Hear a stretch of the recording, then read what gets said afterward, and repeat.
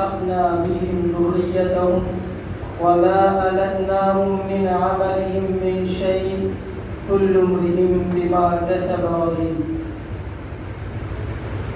صدق الله العظيم وقال النبي صلى الله عليه وسلم خيركم من تعلم القرآن وعلمه. حضرات گرامی اور گرامی قدر مصلیان اعظام، جیسا کہ آپ حضرات کے علم میں یہ بات ہے کہ یہ رمضان المبارک کا مہینہ چل رہا ہے، مزید آپ کے علم میں یہ بھی ہوئے گا کہ یہ جمعے کا دن ہے جس کو ہم لوگ سید الایام یوم الجمعہ کے نام سے یاد کرتے ہیں، یعنی دنوں کا سردار جمعے کا دن ہوتا ہے۔ اور سب سے بڑی بات یہ ہے کہ آج وہ تاریخ ہے جس کو ہم لوگ یوم الفرقان کے نام سے یاد کرتے ہیں، یعنی اسلامی جنگوں میں سے سب سے پہلی جنگ جس کو ہم لوگ بدر کے معرکے کے نام سے یاد کرتے ہیں، وہ آج ہی تاریخ یعنی 17ویں رمضان المبارک جو ہوا تھا۔ میں نے آپ کے سامنے قرآن مقدس کی ایک آیت تلاوت کی اور جناب محمد الرسول اللہ صلی اللہ علیہ وسلم کی ایک حدیث آپ کے سامنے پیش کی۔ دیکھتے ہیں کہ اللہ رب ذوالجلال نے قرآن مجید کے ذریعے اور اس حدیث کے ذریعے جناب نبی اکرم صلی اللہ علیہ وسلم نے ہمیں اور تمہیں کیا پیغام دیا ہے، کیا بتلانا چاہا ہے اور کیا سمجھانا چاہا ہے، کس طرف متوجہ کرنا چاہا ہے اور کس طرف سے روکنا چاہا ہے۔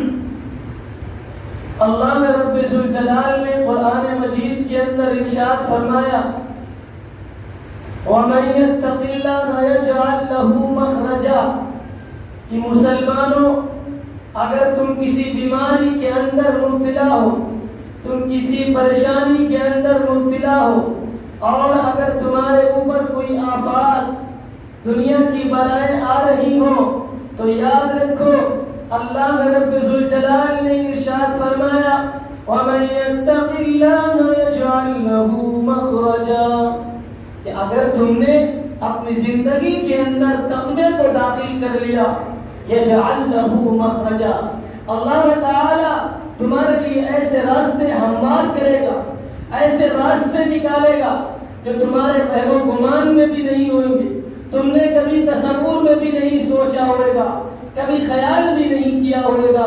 کہ آپ کو یاد نہیں ہے وہ ایام، یہی ایام تھے رمضان المبارک جیسا عظیم الشان مہینہ تھا، مسلمانوں پر پابندی آئی تھی کہ تم روزہ نہیں رکھ سکتے، کہ تم نماز نہیں پڑھ سکتے، تو تم قرآن کریم کی تلاوت کو نہیں سن سکتے، اللہ کے راستے میں اپنے وقت کو نہیں لگا سکتے۔ مسلمانوں نے اپنی حالت کو تبدیل کیا، مسجدوں کو بھرنا شروع کیا، اپنی زندگیوں کے اندر تبدیلی لانا شروع کی، تقوی کو لائے، تو کیا ہوا؟ وہی لوگ جو ہم پر مسلط تھے کہ تم نے اس بیماری کو پھیلایا ہے، تم نے اس بیماری کو پروان چڑھایا ہے، تم ہی اس بیماری کے ذمہ دار ہو، تم ہی اس دعا کے ذمہ دار ہو، آج وہی لوگ یہ کہہ رہے ہیں کہ مسلمانوں، ایمان والوں، تم قرآن کریم کے بعد یا تم روزے رکھ کر ہمارے لیے بھی دعا کرنا اللہ رب ذوالجلال سے کہ اس کورونا جیسی بیماری سے ہم سب کی حفاظت فرمائے۔ کیا وہ دن آ نہیں سکتے؟ ہاں آ ضرور سکتے ہیں، ہمیں اپنے آپ کو بالکل چینج کرنا پڑے گا، اپنے آپ کو بدلنا پڑے گا۔ حضرت عمر فاروق رضی اللہ تعالی عنہ کا زمانہ ہے، حضرت عمر فاروق رضی اللہ تعالی عنہ امیر المؤمنین ہے، بادشاہ وقت ہیں،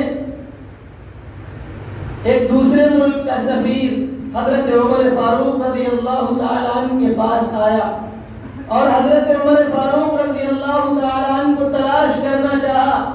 مدینہ منورہ یا مکہ معظمہ جو بھی اس وقت کی راجدھانی ہوگی وہاں آیا اور دریافت کیا کہ تمہارے بادشاہ کا محل کہاں پہ ہے، تمہارے بادشاہ کا آفس کہاں پہ، تمہارے بادشاہ کہاں پر بیٹھتے ہیں، تمہارے امیر المؤمنین جو ہے ملک کے ذمہ داری اور نظام کو کہاں پر سنبھالتے ہیں۔ قربان جاؤں سیدنا حضرت عمر فاروق کی زندگی پر، قربان جاؤں صحابہ کرام رضوان اللہ علیہم اجمعین کی زندگی پر۔ صحابہ کرام نے جواب دیا اور بے ساختہ جواب دیا کہ مسلمانوں کا اور ایمان والوں کا، اللہ والوں کا کوئی محل نہیں ہوا کرتا ہے، ان کا محل تو صرف ان کا تقوی ہوتا ہے، ان کا محل تو صرف ان کا زہد ہوتا ہے، ان کا محل تو صرف ان کی عبادت ہوتی ہے، ان کا محل تو صرف تلاوت قرآن کریم ہوتی ہے، ان کا محل تو صرف ان کی زندگی میں نبی کی سیرت کا داخل ہونا ہوتا ہے۔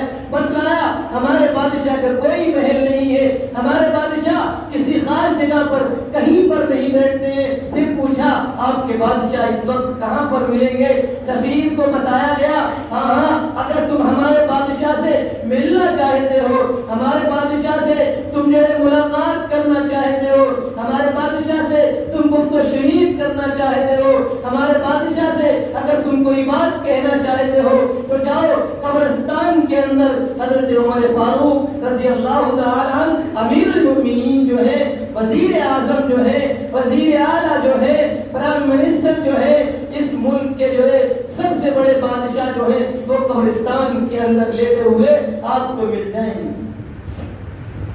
وہ سفیر جو دوسرے ملک کا آیا ہوا تھا وہ ڈھونڈتا ہوا قبرستان پہنچ گیا، دیکھتا ہے اور بیان کرتا ہے۔ اس کو حضرت مولانا رومی رحمت اللہ علیہ نے اپنے انداز میں بیان کیا ہے۔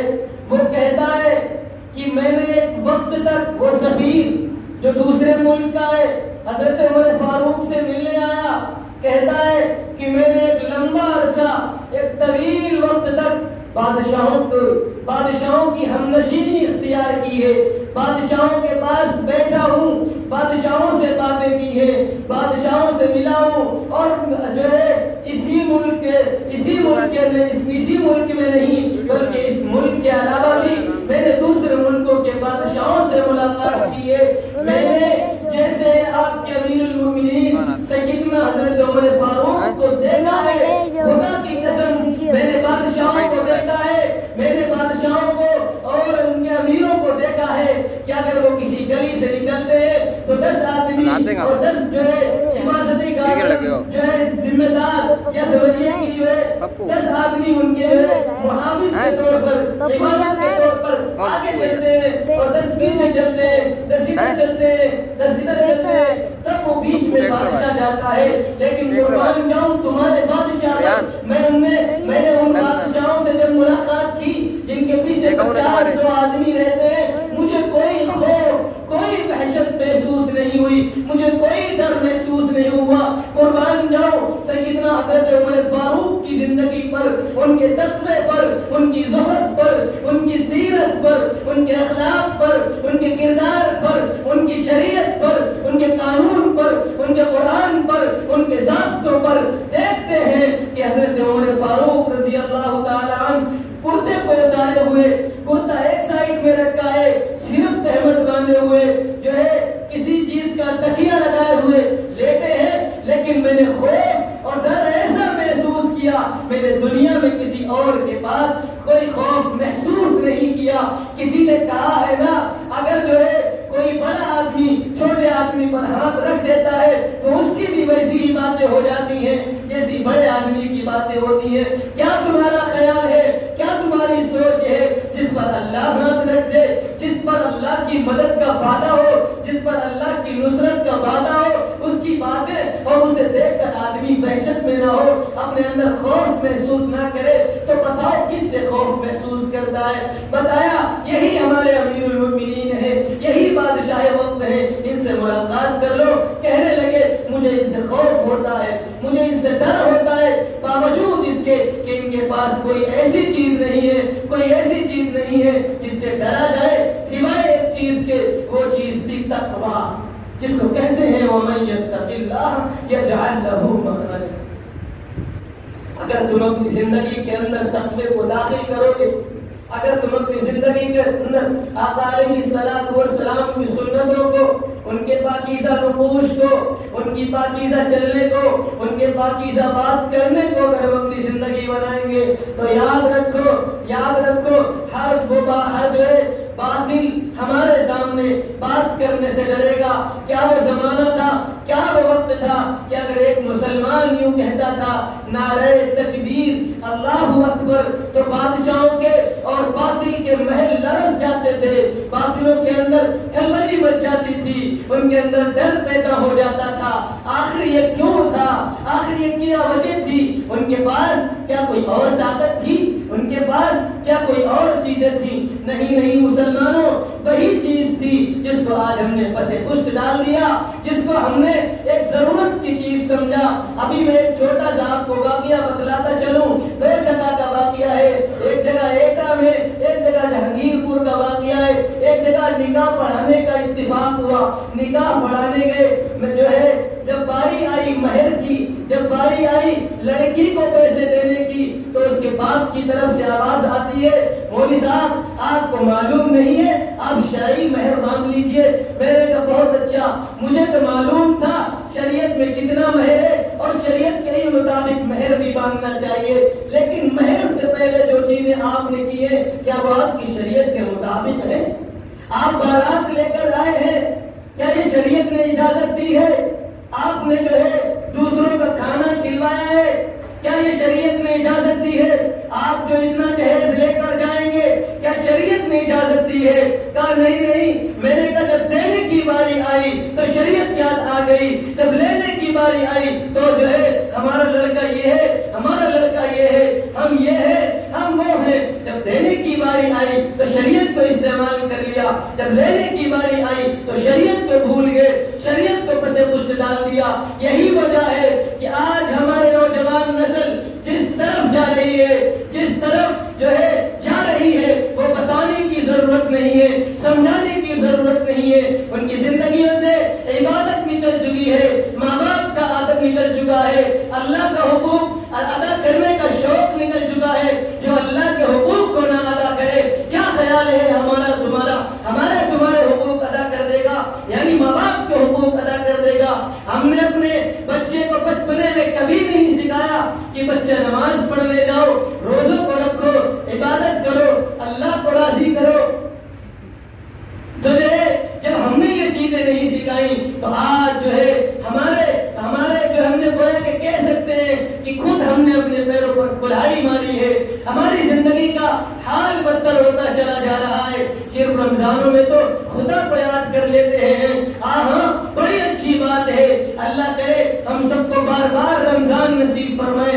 رمضان المبارک کے علاوہ بھی اللہ رب العزت ہے، اس کے احکامات ہیں، اس کا قرآن ہے، اس کے نبی کی سیرت ہے۔ ضرورت اس بات کی ہے کہ نبی علیہ السلام کو پورے مہینے یاد کیا جائے، ان کی سیرت کو پوری سال کے مہینوں کے اندر لایا جائے، زندگی کے ہر شعبے کے اندر لایا جائے۔ میں نے قرآن مجید کی ایک آیت پڑھی، والذین آمنوا واتبعتهم ذریتهم بإیمان الحقنا بهم ذریتهم وما ألتناهم من عملهم من شيء كل امرئ بما كسب رهین۔ مسلمانوں، اگر تم نے اپنا دنیاوی اعتبار سے کوئی محل بنا لیا ہے، کوئی کام کر لیا ہے تو وہ بھی قابل تعریف ہو سکتا ہے، لیکن آپ کی کامیابی کے لیے، آپ کو دونوں جہان میں ترقی کے لیے، کیا ہم نے اس چیز کو ترقی سمجھا؟ کیا اس چیز کو کامیابی سمجھا؟ کہ اگر ہمارے پاس پیسہ ہے، ہمارے پاس دولت ہے تو اسی دولت کو ہم نے کامیابی سمجھ لیا؟ نہیں، اگر یہ کامیابی ہوگی تو آقا مدنی تاجدار مدینہ محمد عربی صلی اللہ علیہ وسلم کے پاس کفار مکہ آئے تھے، وہ آقا نامدار تاجدار مدینہ محمد عربی صلی اللہ علیہ وسلم، آپ کو پیسے کی ضرورت ہے، آپ کو جو ہے بیوی کی ضرورت ہے، آپ کو شوہر کی ضرورت ہے، آپ کو بادشاہ کی ضرورت ہے۔ آقا نے بتایا نہیں، مجھے پیسے کی ضرورت نہیں ہے، مجھے بیوی کی ضرورت نہیں ہے، مجھے شہرت کی ضرورت نہیں ہے، مجھے عزت کی ضرورت نہیں ہے۔ کہا تم ہمارے بتوں کو برا کہنا چھوڑ دو، ہم ان تمام چیزوں سے آپ کو نواز دیں گے، آپ جو چاہیں گے وہ ہم کریں گے۔ آقا نے بتایا نہیں،